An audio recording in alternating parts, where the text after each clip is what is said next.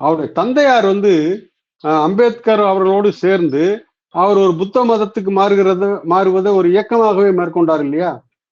பெரியம்பளவுக்கு மக்களை திரட்டி புத்த மதத்துக்கு மாறினார் அம்பேத்கர். அதுக்கு என்ன காரணம் என்றால், இந்த மதத்தில் இருக்கின்ற அந்த ஏற்றத்தாழ்வுகள், சாதிய பிளவுகள்,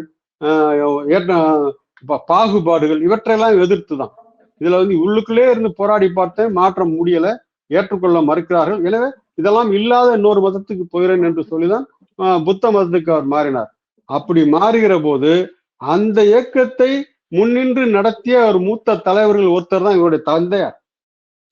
ஆக இவருக்கு இப்படி ஒரு பின்னணி இருக்கிறது. அது மட்டும் இல்லை, இப்ப அண்மையில கூட இவருடைய தாயார் அவங்க என்ன பண்ணியிருக்காங்கன்னா, இப்ப இந்த RSS அமைப்பு இருக்கு இல்லையா, அவங்க வந்து அவங்களுடைய நூற்றாண்டு விழாவை கொண்டாடிக்கிட்டு இருக்கிறாங்க.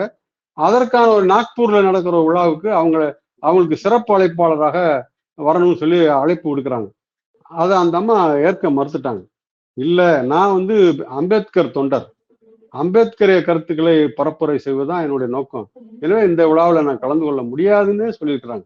அந்த கருத்துக்கள் தான் எங்கேயும் போய் பேசுவேன், அதனால உங்க நிகழ்ச்சிக்கு நான் வரலன்னு சொல்லியிருக்கிறாங்க.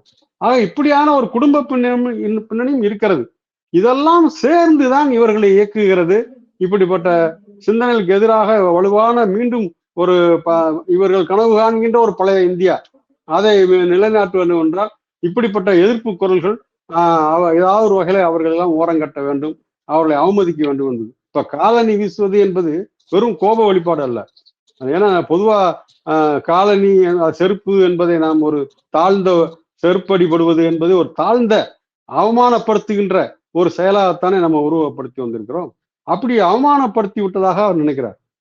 எதன்னா கவா என்கிற தனி மனிதரை அல்ல, அந்த கவா என்கிற மனிதருக்குள் இருக்கின்ற இந்த கோட்பாடுகள், இந்த சிந்தனைகள், புதிய சிந்தனைகள், மாற்றத்திற்கான சிந்தனைகள், இதை சகித்து கொள்ள முடியாத ஒரு ஆத்திரம், அதெல்லாம் அந்த செருப்புக்குள்ள இருக்கு.